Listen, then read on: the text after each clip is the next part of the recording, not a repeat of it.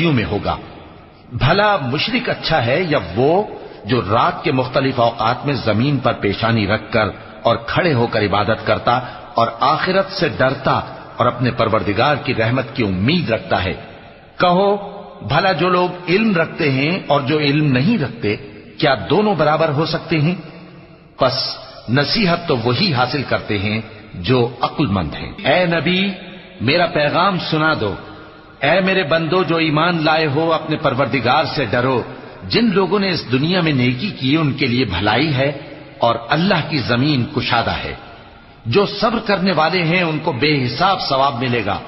کہہ دو کہ مجھ سے ارشاد ہوا ہے کہ اللہ کی عبادت کو خالص کر کے اس کی بندگی کروں، اور یہ بھی ارشاد ہوا ہے کہ سب سے پہلے میں فرما بردار بن جاؤں۔